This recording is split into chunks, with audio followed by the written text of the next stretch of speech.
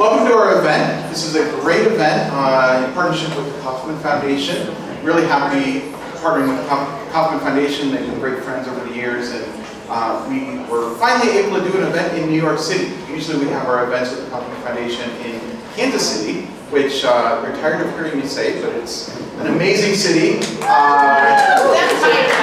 visit Kansas City. I'm on the tourism board apparently, so please visit Kansas City whenever you get a chance. Well, thank you for attending this morning. We know that it's been a busy week. Your feet are probably tired. I've been asking people, and feet hurt, but that just means that if your feet hurt, your minds are full. And you've met a lot of great people, a lot of good ideas walking away. But I, for one, am ready for a foot massage on Flushing for $20 for an hour. So I'm going to do that this afternoon when I go home, and it's going to be wonderful. But we at Social Innovation Summit obviously have our anchor event each June. Next year, I'm happy to announce that we're doing it in Los Angeles at the Beverly Hilton, the famous Beverly Hilton, where the Golden Globes are held. Same room. So maybe I'll be nominated next year and I'll get a Golden Globe at the Social Innovation Summit. So we're doing that, but we also have a range of events throughout the year. We have salons and dinners and learning journeys, so please keep in touch, and we'll continue to keep you informed of other things coming up, especially with all of our wonderful partners that we produce things around. So today, we have an amazing panel, but also we are honored to have a wonderful speaker kick things off. But let me just mention the panel. So Philip Gaskin, Vice President of Entrepreneurship with Kauffman Foundation, not only an expert on the entrepreneurial front or entrepreneurship, but just a really nice guy. I've been able to spend a lot of time with him in various cities. So nice guy. Payal Dalal, Senior Vice President of Social Impact, International Markets, Center for Inclusive Growth at Mastercard. Payal and I went to business school together. So, you know that kid in school who's much smarter than you? That's Payal. Yeah, that's Payal. So she will show you how much smarter she is than me today in her remarks. Anu Madgavkar, we will get it right soon, partner at McKinsey Global Institute. And then Alejandra Castillo, Assistant Secretary of Commerce for Economic Development, U.S. Department of Commerce. So it's really a joy to have them all. Let me introduce Secretary Castillo. We're going to have some opening remarks and then a couple questions when we bring up the panel. I usually don't like going through bios. I don't know if you like hearing someone read 14 paragraphs of a bio, but I looked at her bio and literally 3 pages. That's an important career. That's substantial. But what I like to do is pull out 3 facts. So I'm going to give you 3 facts, okay? Fact number 1, she's a New Yorker. Born in Queens, she told me this morning, born in Queens, but lived in the Bronx, right? And worked in her father's bodega. So interesting fact number 1, New Yorker. Interesting fact number 2, has served in leadership positions in 3 presidential administrations. Yes. President Biden, Obama, and Clinton, and she considers herself an embodiment of the American dream, which we will obviously see here a little more. And then the 3rd fact is that she was the CEO of the YWCA USA, which is, I mean, you know the community connections that the YWCA provides, really looking at a local level in terms of development and opportunities and opening a lot of great things for young women in our country. So those are 3 facts. The 4th fact, I'll throw in an extra credit fact, she has been the first Hispanic in a lot of her roles. So she is a pioneering, groundbreaking leader in our country. So we're happy to welcome her. Thank you so much.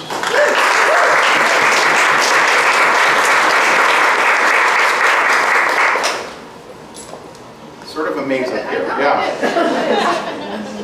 So good morning. As they say in my household, buenos dias. So a couple of things.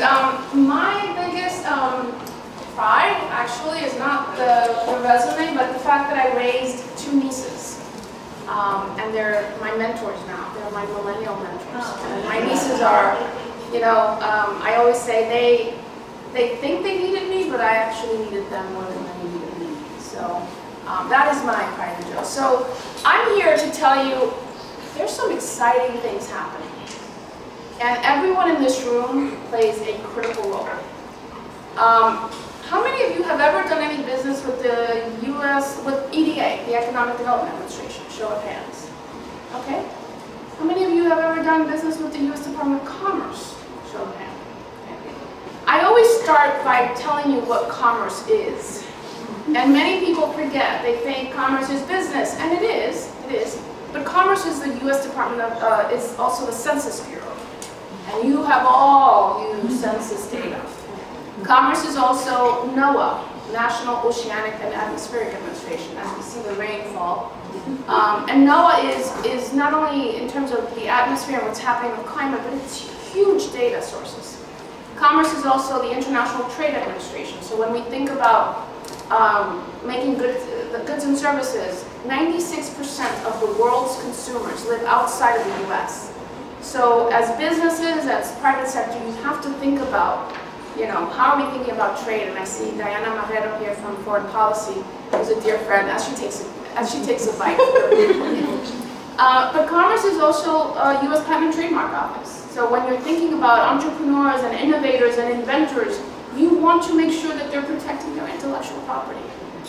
Commerce is also National Institute of Standards and Technology. So when we think about building things and making things, we need standards and measurements so that they don't fall apart.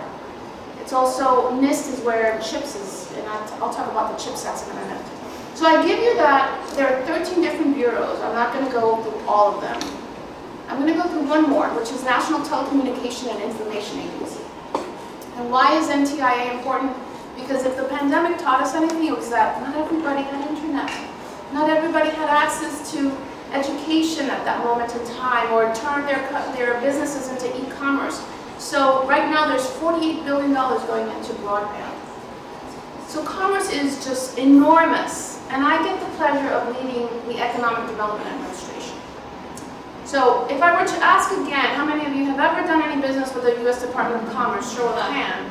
Okay, a little bit more, thank you. Usually it's the whole room. But why am I so excited at this moment in time? Look, the pandemic really hit us hard, but it really put a light to what were the gaps in our country. And our country is not New York City, it's not Miami, and it's not Chicago, and it's not LA. It's Ottumwa, Iowa, it's Wichita, Washington. It's those places that are so forgotten. And under the Biden-Harris administration, our goal is to make sure that no community is forgotten or left behind. How are we doing that? Very quickly. Equity. We hear about equity. How many of you hear about equity every single day? Equity is actually a verb in the Biden-Harris administration. It was one of the first executive orders that the president signed. And I will tell you, as was mentioned, I've worked in 3 presidential administrations. I've never seen it the way it's being done today. And it's exciting. We've blended equity into every one of our grants.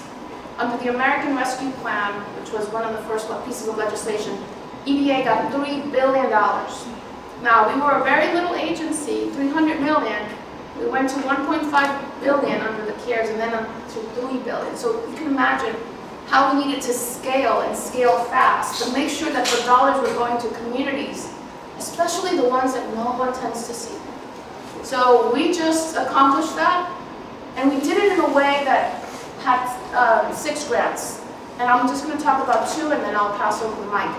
The first 2 are the Buildback Better Regional Challenge. That was a $1 billion challenge. And basically we're telling communities, Washington doesn't know what you need, you tell us what you need. So we're changing the paradigm. We received 529 applications from all 50 states and territories.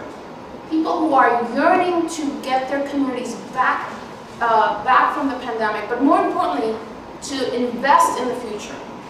And that grant, we dwindled it down to 60, and then we just announced 21 winners.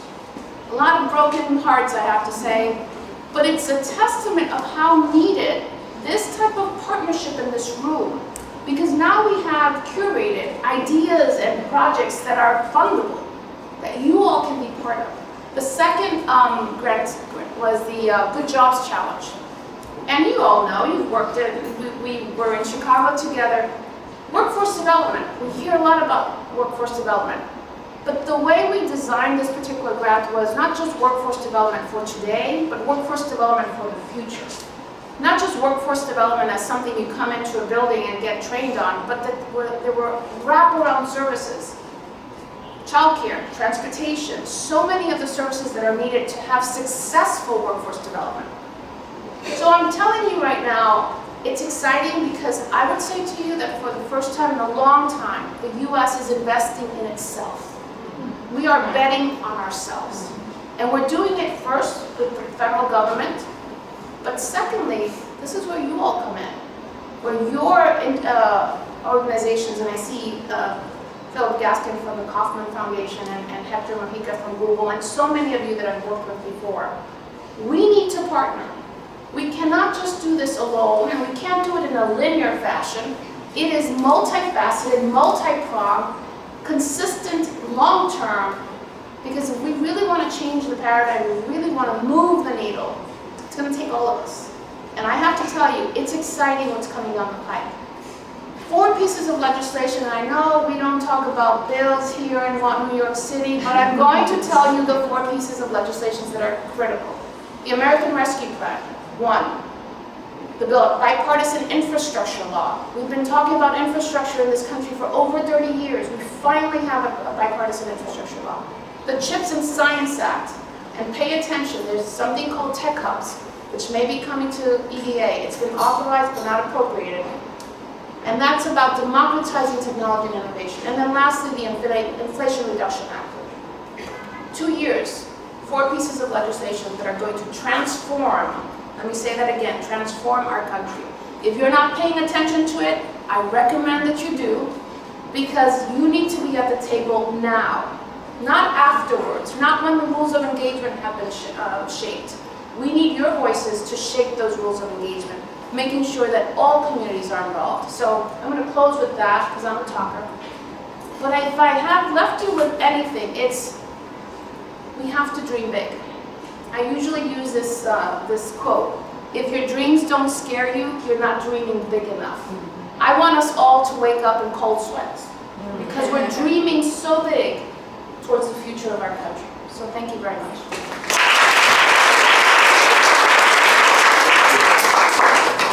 So the secretary needs to leave at 12:30, but I think you have time for a few questions. Let's bring up our other panelists through the maze of tables here. Our feet were tired enough. Yeah.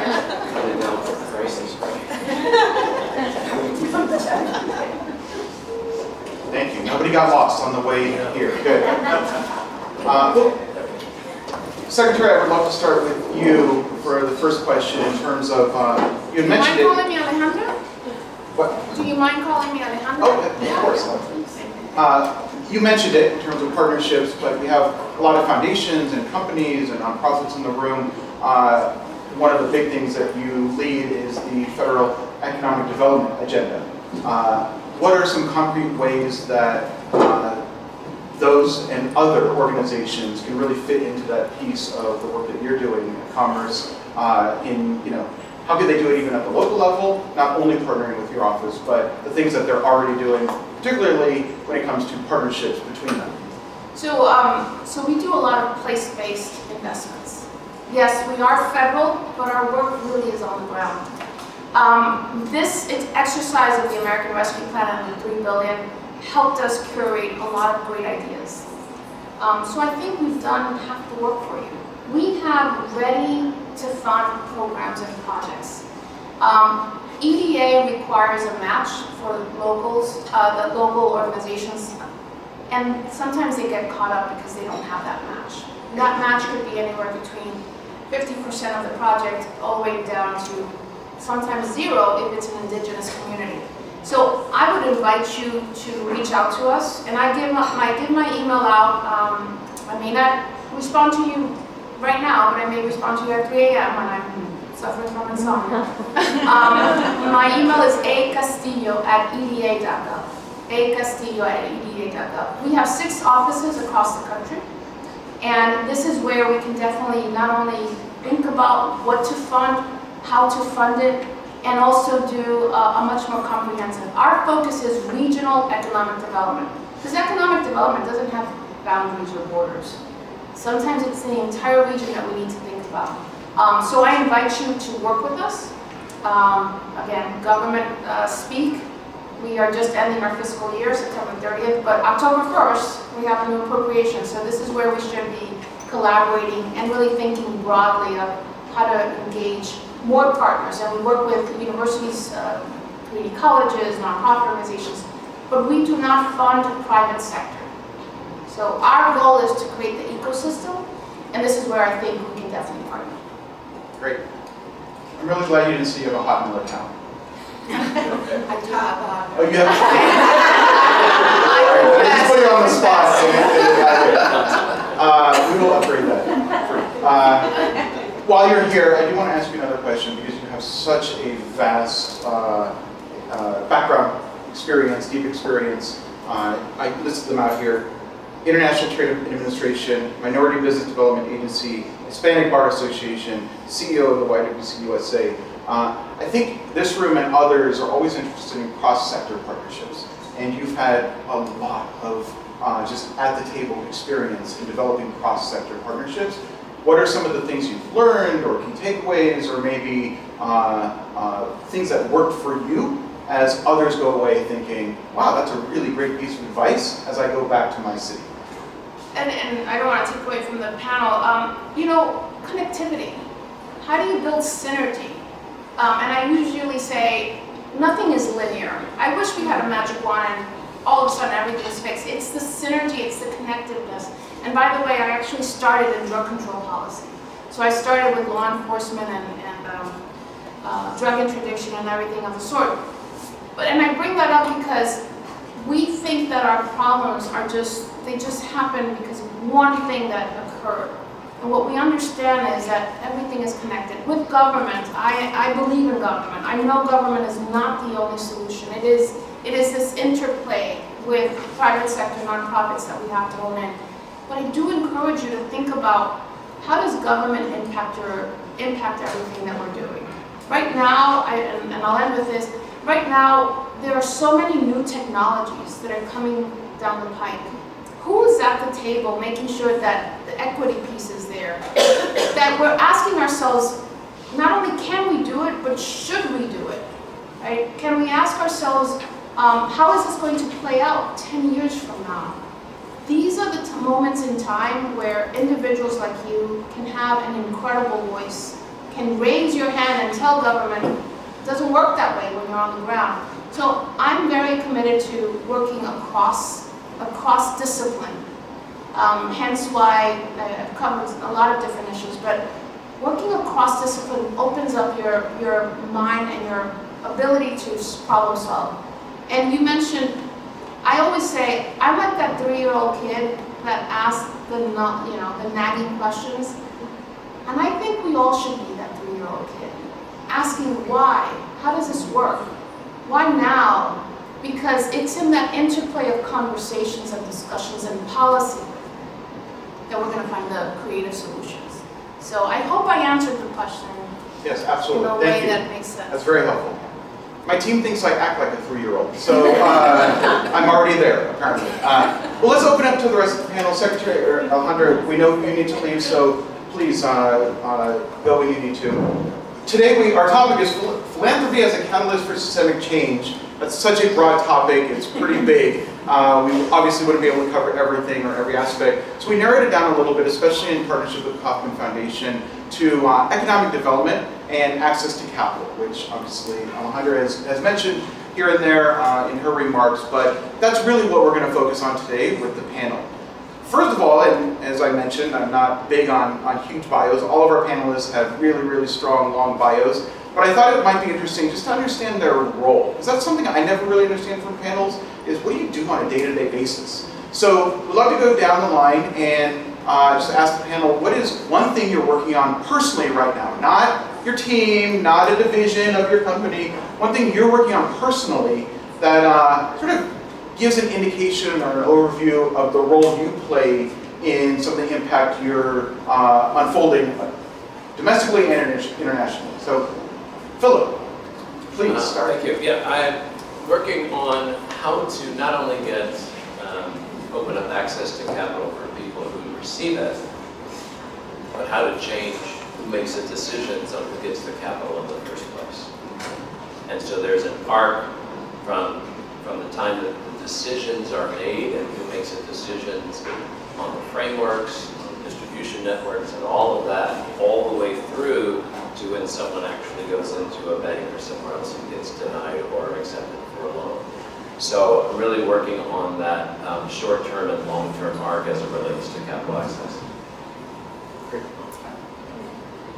So I sit within Mastercard, and I sit within a center called Inclusive Growth. It's a Center for Inclusive Growth. And I look after all countries outside of the US and Canada. And when we think about inclusive growth, we think about micro and small business as the catalysts. And so one of the projects that I've been working on for the last year is a program called Strive Community. It's a $19 million program across international markets that's really about how do you bolster the financial resilience of small businesses and put them back on the path to growth. Because what we have learned over the course of following a cohort of small businesses around a number of countries is that they don't necessarily want to be huge and big. That comes with a lot of responsibility and anxiety. They want to survive and they want to grow a little bit more. And so what we're trying to do is equip them with the right digital tools, access to capital, and get them on the right digital platforms so that they are able to bolster their financial resilience. And we're doing programs from Kazakhstan to Indonesia to Poland. And so it's been really fascinating to watch and to get on the ground, because I'm running it myself now, to see that while there is such difference, there's so much commonality in the challenges that small businesses face everywhere. Wonderful. So within McKinsey, I lead the McKinsey Global Institute. And this is the economics and business research arm of McKinsey, but unlike most of McKinsey, we don't do any consulting. We don't take on client commission projects. And so we have the mandate, which is an enormous privilege, which we exercise, to say that absent all other considerations, what are the most important economic issues and opportunities that we think we should be shedding light on. And we set our agenda on that basis. So the areas that I'm leading right now are really around human capital and human potential. And I'm leading a project in which we looked at millions and millions of worker profiles in a set of different countries and looked at how people move through roles, build skills, and what that means for their economic outcomes. And we discovered that work experience and what you learn at work is essentially it's the biggest university on the planet, but just not recognized as a university compared to education and all of that. But half of all lifetime earnings of people come from skills that they learn at work. And those who are most upwardly mobile are the ones who have had opportunities to do stretch roles and develop new skills in a much more sort of accelerated way, because they're not just doing the same thing. So what is exciting about this to me is discovering those facts, but then also building that hard economic logic that goes to then businesses to say, why does this make sense for you to understand, and what's the win-win opportunity? Because we see ourselves in some ways as the glue or the bridge between civil society, policymakers, business and academia, but all underpinned by very hard data and economic logic. So that's what's exciting, and that's what makes forums like this exciting. Great, a lot of good work being done. Philip, let's focus in on capital a little more.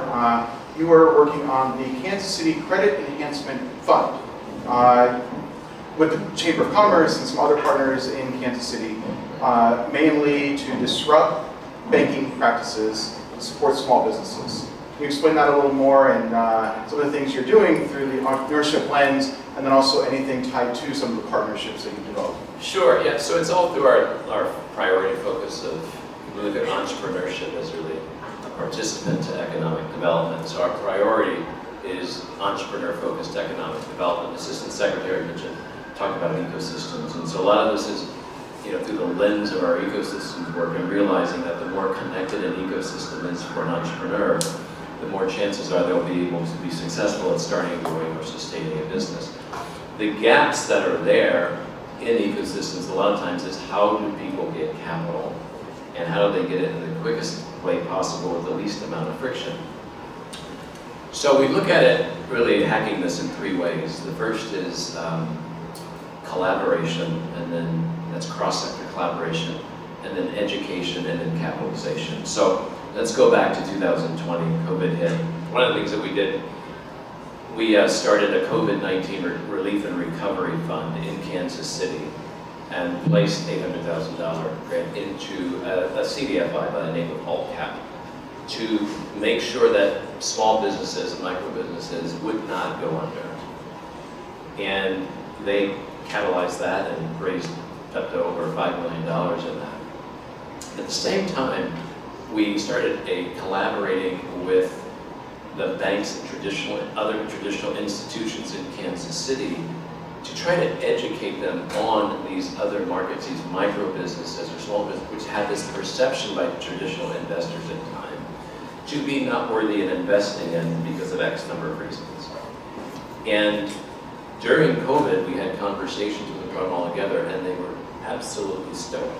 No passion, no interest, nothing. Understanding how much these businesses in the community were actually holding up the economy. So we know we needed work to do. So collaboration with the Kansas City Chamber of Commerce and the Fed to bring together a capital access task force, cross-sector from a number of different institutions, what have you, to do 2 years of education, of educating these institutions on lending practices, on these markets, et cetera, to try to bring them along to see if they would do more lending into microloans, micro businesses, and low to moderate income tracts. We were having some success, but not enough. It turned out we used a proof point to go back to the CDFI. They did over 170 microloans during COVID with 0 default. Still 0 default, which was able to give the proof point to the banks that these businesses are not risky. So whatever talk tracks or narratives you have in your head about them, it's not as risky. In fact, there's proof out there that some prime loans and other things are more risky than these microloans.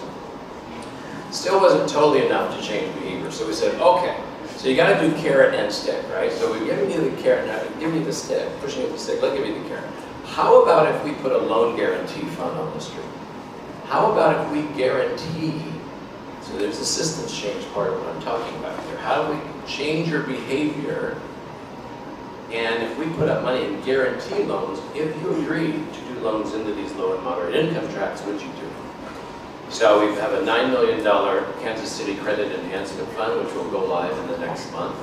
That will guarantee up to 15% for banks on these loans if they agree to loan into the 6 main counties in Kansas City, Missouri, and Kansas Metro, into low and moderate income tracts. So far, 4 banks are in, want to be part of it. And this is all because we started with collaboration, went to education and educated everyone to understand what the market opportunity was, and then we provide the capital and the capitalization for it. So, and by the way, I should say that if the model works right, this should put another $50 million of capital into the stream in Kansas City, because the way the fund is structured, it would have banks invest and commit to a certain $1 million level to then put onto the stream. So hopefully get $50 to $60 million over the next number of years to achieve. As I said, Kansas City is the place to be, right? We're all getting on a plane right after this. So, Payal, I know I'm not the smartest guy in the room, as you know. Inclusive growth, I'm assuming that involves capital and access to capital. So what are some of the things that you're both doing, but also Mastercard in general? How do you approach that inclusive growth when it comes to capital? Yeah, absolutely. So access to capital, as we know, in the US, but also internationally, is one of the major barriers to growth. And so what we've been really doing is thinking about new models of partnership. How does the private sector actually partner with other private sector entities to catalyze social impact? Yes, harnessing philanthropic capital, but also the assets of the company, whether that's technology, aggregated anonymized data, or human capital. And so one of the things that we have been doing in partnership with Unilever and Kenyan Commercial Bank is really using alternative data sources to de-risk micro and small business lending. So we went to Unilever and said, you've got a big supply chain of micro and small businesses, and they're only able to purchase inventory for one day at a time. You're missing out on lots of sales, and these small businesses are running out of goods, which means they're losing customer sales. Is there a way we can work together? And we brought Kenyan Commercial Bank to say, what is preventing you from lending to these micro entrepreneurs? They're called dukas in Kenya. And they said, well, we don't have track record, they're too risky. Again, feeding into the narrative. And so what we did is, using Mastercard data analytics, we looked at the purchasing history from the dukas from Unilever. So we took Unilever's aggregated anonymized data and did the data analytics to see the patterns. Then we went to Kenyan Commercial Bank with the data and said, look, there's a track record here. This could serve as a proxy to a credit score, because not all countries around the world have credit scores.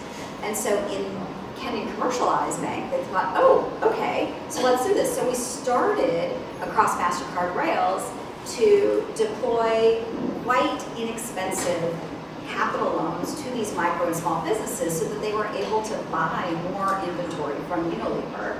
So it unblocked access to capital. It created a new pipeline for Kenyan Commercial Bank of entrepreneurs they never thought they would bank. Good for MasterCard, because these transactions go on the rails. And then we, at the center, the philanthropic arm, made sure that the entrepreneurs understood the various responsibilities of credit and really understood how to maximize those loans. So a really good example of how we leverage various different assets to actually catalyze what we want, and that it was a win across every single private sector entity that was part of that partnership. Okay. Anu, what are you seeing from a research perspective, but also just trends in general? You're thinking about this all the time when it comes to some of the things I just mentioned, particularly in capital. Let's stick with capital for right now. I think Payal and Philip talked about some really interesting examples of how this works. And if I just step back and we look at it a bit more from a macro perspective, I think it's very clear that the world is just obviously getting much, much more complex. And as a person in a leadership role, regardless of what sector you're part of, the expectations, the pulls and pushes, and the decisions that you have to make about how to allocate capital and resources, including human capital, but financial capital as well, are more and more complex. So as we look at all of the important things that we as a world need to achieve, it's clear that some of them represent a very immediate win-win from the perspective of capital providers, where the returns are within the horizon that investors are looking at. But it's also clear that some of these have a longer-term horizon, or the gains and benefits are more societal, and the economic structures by which investors can actually reap benefits is not yet clear. So I think one really important part of this whole framework is to look at this whole array of important investment avenues that would range from investments in climate transition, all the way to investments in financial inclusion, or investments to raise gender parity in the workforce. There's a variety of different things you could actually put money and effort behind, but to be very clear-eyed about, well, what are the unlocks, and for whom does this make sense at what point, and to almost segment the market for capital investment by different stakeholders on that basis. And many collaborations make sense, but all collaborations are not the same. There are types and types of collaborations. Some of them are where market shapers, like a leading company, Payal talked about this, a leading company says, I'm going to do things in a different way, and that provokes just different market behavior, because the 800-pound gorilla is behaving in a different way now, and everybody else has to fall in line. So that's one model by which change can happen. But there's another model in which no individual company or investor is really going to be able to move the needle, and this is much more about an industry coming together and setting a standard or establishing a norm. One example on the gender side that comes to mind is when India's IT industry was going through its hyper-growth phase and found that there was a crying talent shortage. At the same time, women that they recruited were dropping out in horrendous numbers. And so the industry got together and said, here's a way to engage with educational institutions, bring more girls into IT jobs, but also then as an industry, figure out safe transportation, childcare tie-ups, engage with family members so that they could come to work and see their women members at work and celebrate them. And a whole concerted program which was an industry-wide phenomenon. So that can work. But I would say finally that there is a really important role for public infrastructure and public investment, because some of these things are just not going to pay off for very long horizons, and they won't happen unless a public investment comes in. So there are clearly parts of digital infrastructure, for example, that just need some form of public intervention before the coalition forms or the ecosystem forms around it. Yep. So let's talk about collaboration a little bit, partnerships. Obviously, catalyst is a word that includes the capital that we just talked about, but also the partnerships. Payal, I've known her since 2006. I know I look 25, that's impossible, but I just, in your career, I've seen you develop really, really strong partnerships in a lot of different countries. How does Mastercard approach partnerships, collaboration, and then any call to action that you have for foundations, corporations, NGOs, nonprofits in the room today? Yeah, absolutely. Mel and I started business school when we were 4 years old. So I'd say the first thing, we're facing a lot of crises. We still haven't finished with COVID. We have inflation, we have the energy crisis, we have supply chain disruptions. And so the kind of scale of the challenges ahead of us are pretty overwhelming, to be honest. And so I think the traditional forms of partnership don't work, which are purely transactional. Me as corporate funder gives you, NGO, a check, go do the program that we've prescribed to you, and here's the outcomes framework that you need to very onerously subscribe to. I just don't think that model really works. So I think, one, we have to go more towards co-creation. Two, I think this is an area where I think in corporate philanthropy we're still not very good at. We design for and at people, not with people. So how do we bring the right stakeholders in the room? So we're doing a lot of small business programs with small businesses telling us what they need and what they want. And then the point that both Philip and Anu have said around ecosystem, the ecosystems that support, let's say, entrepreneurs, because that's what Philip and I work on a lot, is so fragmented and so disjointed. So if I'm an entrepreneur, there are probably about 50 zillion different resources that I could look at, or programs, or toolkits. But I'm time poor in addition to cash poor. So how do I navigate all of this? So one of the things that we're trying to do through our Strive initiatives in a number of different countries is bring together all the players that are in the entrepreneurial support ecosystem and actually get together to say, what are you doing? Oh, that duplicates what I'm doing. All right, how do we combine efforts? And what are we not doing because it's too hard? Can we do that together? And let's put it all in one place so that the entrepreneur only has to spend 5 minutes as opposed to 5 years trolling through everything. So just a few examples. I'd say transactional. We need to go from transactional to transformative. We need to be led with the people that we're working with, and we also need to just make things a lot simpler by coordinating amongst ourselves. Great. I'm going to keep it real with Philip since I've known him for a while. The key part in your name to some people is foundation. So a lot of partners come to you because they want funding. How do you think about the programs you're working on, the initiatives, the work you want to accomplish, knowing that a lot of people only want to work with you because you have a check, but you're thinking much deeper. How do you develop those partnerships? Well, we have to, first, we changed our philosophy about 5 or 6 years ago, especially in entrepreneurship as it relates to our approach. Our entrepreneurship approach, I believe, was a little too top-down before. We released our indexes, entrepreneurship Index and other things, and how cities rate in entrepreneurship, and wonderful research and everything like that. We flipped it to be bottom-up, community-based, and community listening. And by doing that, and looking at what are the systemic barriers that get in the way of entrepreneurs starting, growing, or sustaining a business, especially from underrepresented populations, it opened up a whole other different way of approach to collaborate with individuals and so and organizations. And so starting in 2017, when we did our first eShip Summit, where we said, who are all the people out there doing ecosystem building in the nation, and how do we get them all in the same room and figure out what's going on? It was a transformational moment, people told us, because they had never been in the same room. They were doing the same things, and they were so happy to meet other people like that. We did 4 of those and branched out other programs from that. So in doing that, what we said is, we want to be a participant and help lead and build the field, but we want to support you and stand you up so that we can then give you grant money to take the field and go forward, because we can't do it all on our own. And so that we're seeing more of a supportive and glue figure than just being the elephant in the room. And I think philanthropy has to act that way. One, for relevancy.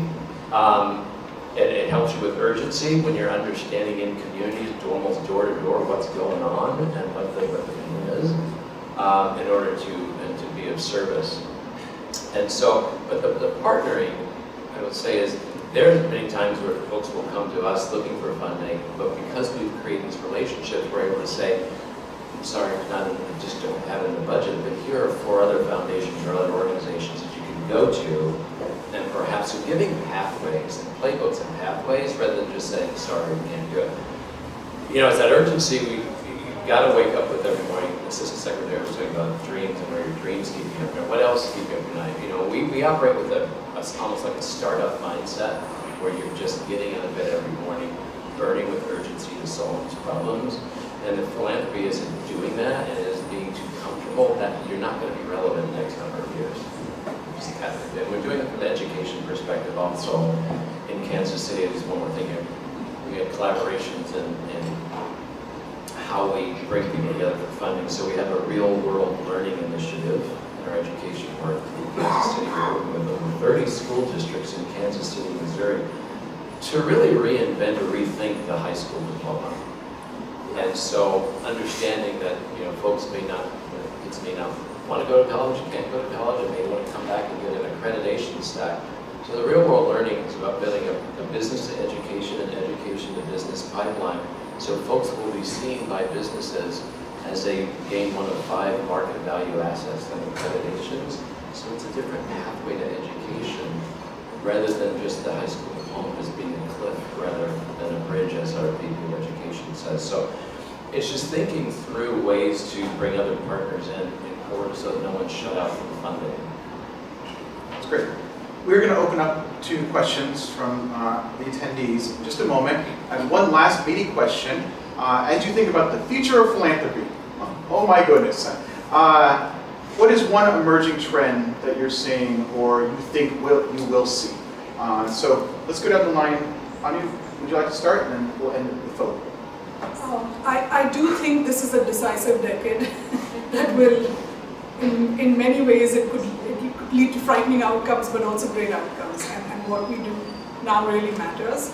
And from that perspective, I think the ask of philanthropy is, the intentionality is there, but the scale mindset of orientation. So how can you really marshal into critical scale types of initiatives and avoid the risks of, you know, the graveyard of pilots, so the equivalent is the graveyard of interventions, let's say. How do you bring sort of scale-based thinking to that? So I do think there's going to be a real shift in philanthropy at the corporate level, because that's where I sit. And I think we're going to have to think a lot more deliberately about how we partner with local organizations, because I think right now the bulk of corporate philanthropic funding goes to big international NGOs. And there's a number of reasons for that.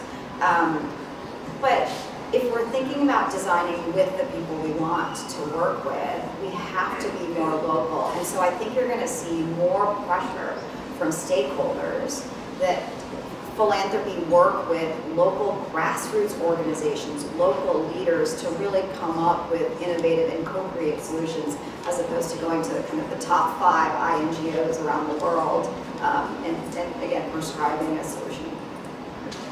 I'll do a plus one on that. I think the hyper-local is certainly a focus, but I think that the challenge is going to be for philanthropy is if you have programs and do work that also helps the nation or the world, how do you anchor in local and do the other? Because it is not a moment to go small and to be comfortable just being local. And I think there's certainly a necessary trend for understanding place and taking care of right where you are, or right in the middle of we call it the MIG states, Missouri, Iowa, Nebraska, Kansas. That's how I remember how to say it, MIG. But we sit right in the middle of it. We have a duty there to build and strengthen the ecosystem to support people in need. But our research is read around the world. Our policy work is read around the nation. Our ecosystems and communities work is national. And so these other things, we're in 124 cities now with our 1 Million Cups program every Wednesday, community for entrepreneurs and those that support them. So we have to think of ways to do both, which may stretch us, may stretch those that support us, may stretch our stakeholders, whatever. But you can't shrink in the moment when we're in a transformational change moment.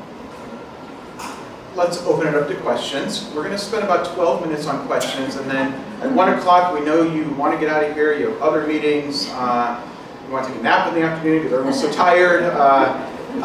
So we'll end at 1 o'clock, but we also have the space that from 1 to 1:30 you can stick around, network, talk to each other, because that's really what we like to do at the Social Innovation Summit. Have those conversations, build partnerships. It's not only about content. We want to make sure that the connections are happening. Does anyone have a question? Yes. We have a runner here. So Daphne with World Quant University. I sit on the advisory board, so I love World Quant University.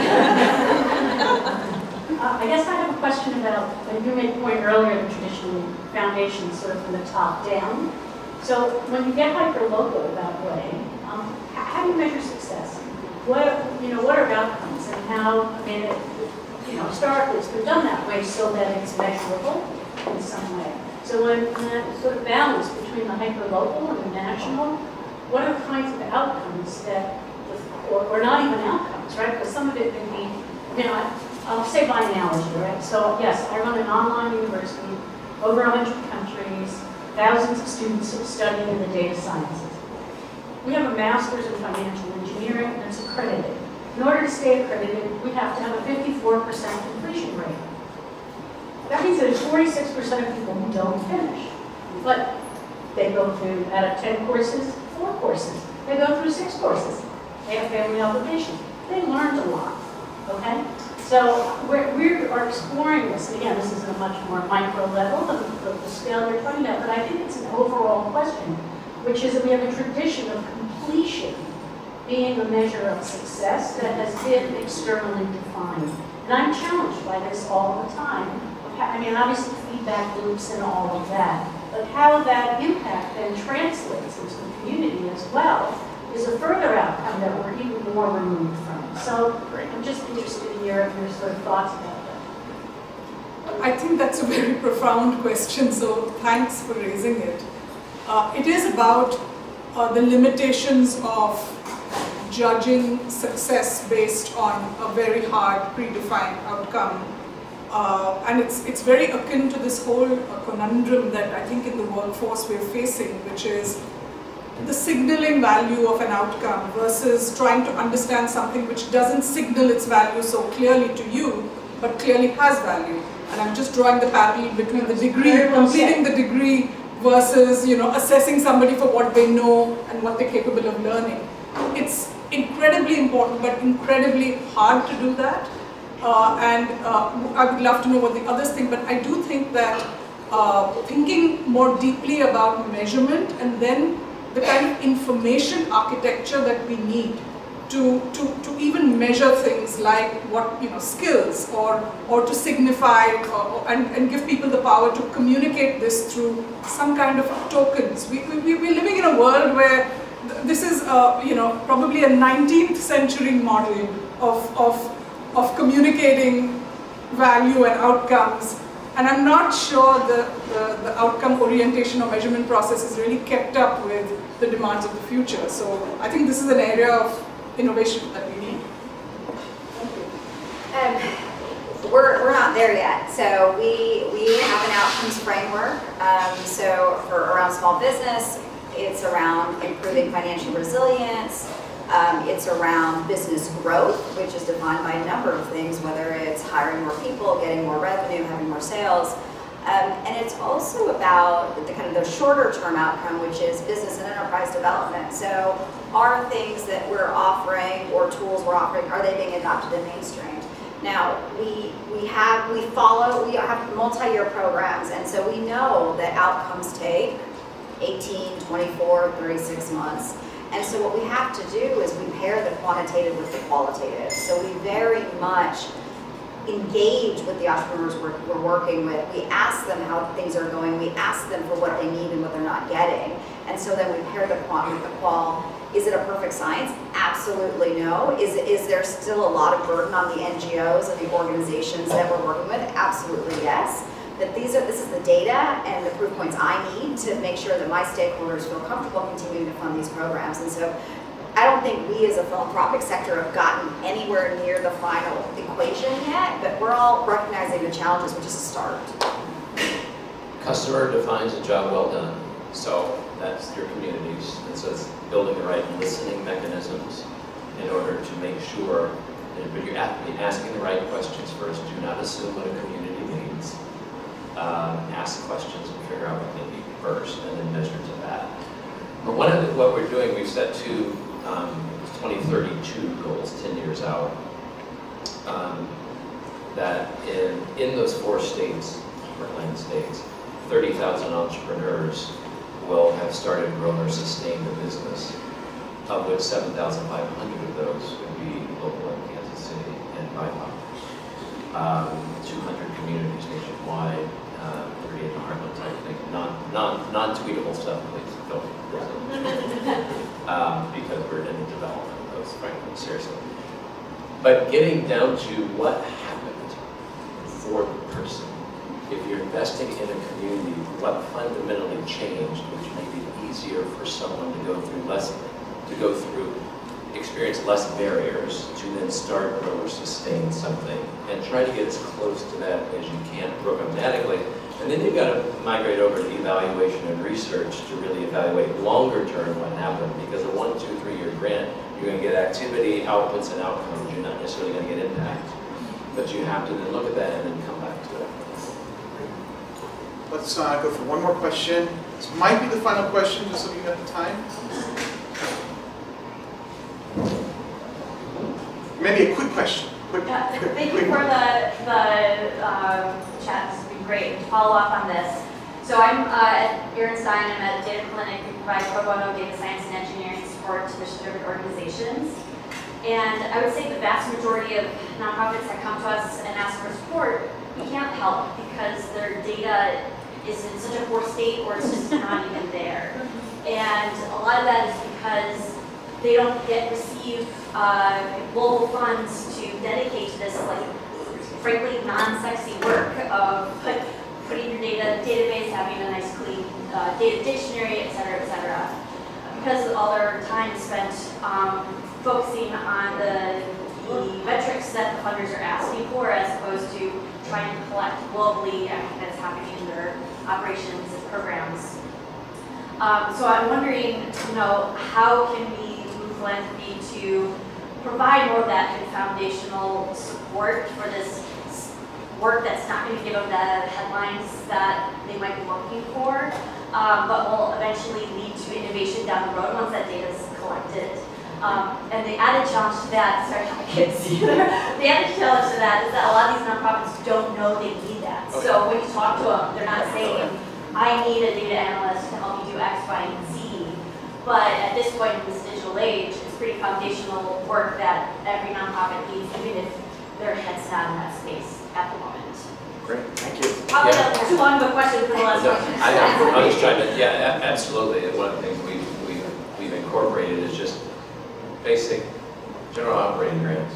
You need probably $20,000 just to do some stuff and stand yourself up. And so we have a whole capacity building portfolio while we're farming ones that we believe can be the next great pillar, but they're here. So meet them here and don't put any restrictions in that. Just we trust you, believe them to do that. And then hopefully you'll get to a place where we can do a larger platform brand, and in 5 years we'll turn into something else. But we've also taken our outputs and outcomes down from 10 apiece to 3 overall, and to stop overburdening the recipient. Or stop their burden to start with, so why give them more burden when you're trying to unburden them? And I'll just add, we partnered with Rockefeller Foundation to create data.org, which is all about helping civil society be more data-driven. So we are doing capacity building grants to NGOs to help build their data capacity. We've created public tools and assets and public goods, things like, what does a chief data officer at an NGO do, and what does that look like? And here's the job description, and here's what you need to think about. And we've also, we are currently piloting a data maturity assessment tool. So we're starting with all of our own grantees to see what the data maturity is, and then we'll be rolling that tool out to anybody who wants to use it. So if this is an area that's of interest, please go to data.org. Lots of resources, lots of good public goods. It is going to be the future of grant making, and it's going to be very relevant to the future of philanthropy. So we do think it's a really important area to build capacity. I was going to say this, it sounded like the classic market failure in the world of philanthropy, but Mastercard already figured that out and is coming with supporting an intervention. Great. I saw another hand here. Do you have a 10-second question? Sure. As you're all looking to advance equity and inclusion, what are the biggest misconceptions you're still facing in your work? Okay, 30 seconds each. One word answer. Sorry, biggest misconception you're seeing in philanthropy? And data. DEI work. So DEI. Yeah, as you're leading DEI work, what is still the misconceptions that you're facing? Is that right? That works, yeah. I was just saying specifically, yeah, in your own works and in these initiatives you're fighting, what misconceptions or obstacles are there? Yeah, that women or micro businesses or small businesses are monoliths. You have to be a lot more segmented and a lot more specific and think about your audience and who you're trying to work with, and you can't generalize. It goes back to what I was saying earlier about risk, that the perception of those businesses and certain demographics are still too risky, and there's certain narratives, very damaging narratives that are still out there that need to be disrupted. I think the misconception is that change can happen by diktat, whereas actually it's very deep transformations, and people down the line, middle managers, for example, in large organizations, play an inordinately big role in determining outcomes. So you can't ignore that. Let's thank our panelists. Big round of applause. Thank you, Kauffman Foundation, for being our partner on this session. Thank you to everyone for attending. We know you have busy days ahead of you. Hope you had a wonderful UNGA week. Again, stick around. We have half an hour here in this room to make connections, continue the conversation. Thank you so much.